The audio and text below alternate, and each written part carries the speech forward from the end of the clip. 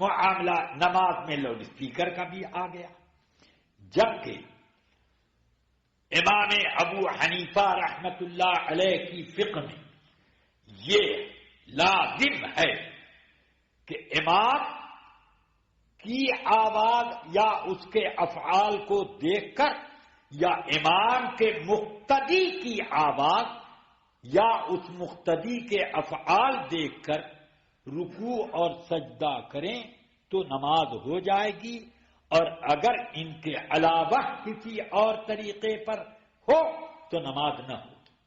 اب مجھے بتاؤ کہ لاؤڈ اسپیکر سے جو آواز نکلتی ہے تو کچھ لوگ بیوقوف بناتے ہیں کہ امام صاحب کی آواز ہے۔ امام صاحب کی آواز اگر اتنی تھی تو اب امام صاحب یہاں کھڑے ہو کے بول رہے ہیں تو ادھر سے کیوں آتی ہے؟ ادھر سے کیوں آواز آتی ہے اور اتنی زور سے کیوں آتی ہے؟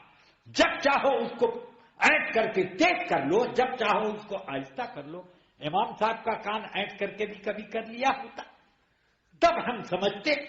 تو اس کا مطلب یہ ہے کہ خود اس میں آواز پیدا ہوتی اور یہ آواز اسی طرح سے پیدا ہوتی ہے جیسے گھر کے دروازے پہ بیل دباتے ہیں تو انگلی نے بیل دبایا اور وہ ٹی ٹی کی آواز، تو یہاں بھی اسی طریقے کے کچھ خاص پوائنٹ بنائے جاتے ہیں کہ جیسے ہوا کے دھکے اس پوائنٹ کو لگتے ہیں اسی طریقے پر کوں کاں کوں اب مختلف شوشے آوازوں کے پیدا ہوتے ہیں۔ اس سلسلے میں آپ انسائکلوپیڈیا میں دیکھیے کہ میکروفون کی تحقیق پر کیا لکھا۔ اس نے خود لکھا ہے کہ آدمی کی آواز جب میگنیٹ سے ٹکراتی ہے تو اس کے بعد ایک لہر پیدا ہوتی ہے۔ اس لہر کو جب ایمپلیفائر سے گزارتے گزارتے میگنیٹ تک لے جاتے ہیں، اس میگنیٹ تک جو کہ ہر میں ہوتا ہے، یونٹ میں، اس میں جب ہوتا ہے تو وہاں میگنیٹ ایک الگ آواز پیدا کرتا ہے، بالکل اسی تناسب سے جس تناسب سے بولنے والا بول رہا ہے۔ تو یہ ایک نئی آواز ہوئی، ہماری نہ ہوئی، اور اگر ہماری ہوئی تو یہ ہم نے کب ٹی ٹی کرنا شروع کیا تھا جو اس میں سے ایک آواز نکلتی ہے۔ ٹی ٹی کی مائک میں سے آواز نکلتی ہے کہ نہیں؟ کبھی کبھی کبھی کہ چوں چوں کرنے لگتا ہے۔ یہ کیا اس کے اندر چوہا چلا گیا تھا؟ کیا اس کے اندر کوئی چیل چیخ رہی تھی یا ہم نے یہ آواز لگائی تھی؟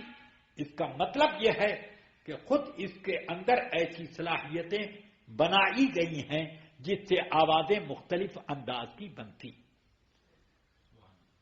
نہ یہ امام صاحب ہیں اور نہ یہ امام صاحب کے مقتدی ہیں، تو اب پھر آپ نے کس کی اقتداء میں نماز ادا کی؟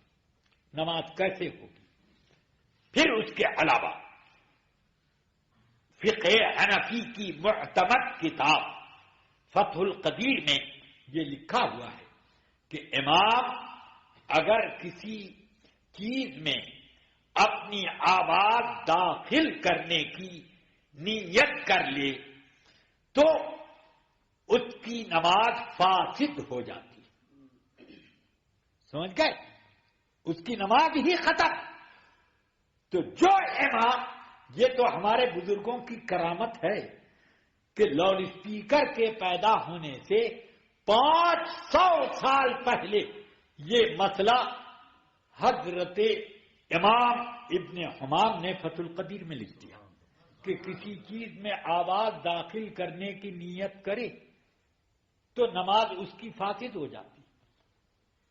اب سوچتے تھے کہ آواز داخل کرنے کی نیت کرے، شاید منہ میں بھونپو لگا کر اس میں آواز ڈالنے کی کوشش کرے تو نماز فاسد ہو جائے گی، شاید یہ مطلب ان کا رہا ہو۔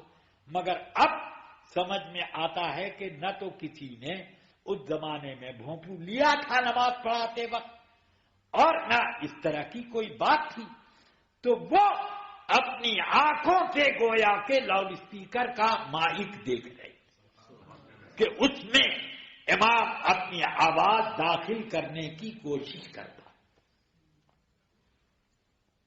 یہ وجوہ ہیں اور اس کے علاوہ اور بھی کئی اسباب ہیں. تو اب اپنی طبیعت کے لیے جو نماز پڑھتا ہے جیسے چاہے پڑھے، چاہے وہ بے وضو پڑھے، باوضو پڑھے، کپڑے میں پڑھے، ننگے پڑھے، مسجد میں پڑھے، کعبے کی رخ کر پڑھے، کعبے کی پشت پر پڑھے، جیسے چاہے پڑھے. مگر جو عبادت کے لیے نماز پڑھتا ہے شریعت کی احکام کی بنیاد پر پڑھتا ہے تو اس کو اللہ کی رضا جوئی کے اعتبار سے پڑھنا چاہیے، اسی اعتبار سے پڑھنا چاہیے کہ نماز ہو جائے.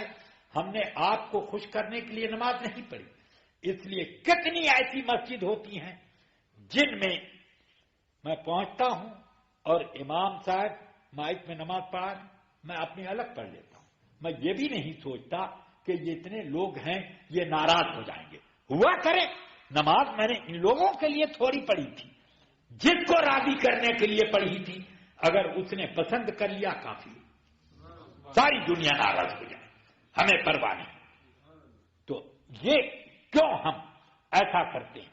نماز اگر آپ کو خوش کرنے کے لیے پڑھتے تو ٹھیک تھا، مگر ہم نے نماز اللہ کو خوش کرنے کے لیے پڑھی ہے تو اس کی رضا جوئی جس میں ہوگی اسی طرح پر پڑھیں. اپنی طبیعت کی تلاش یہ بہت ایک غلط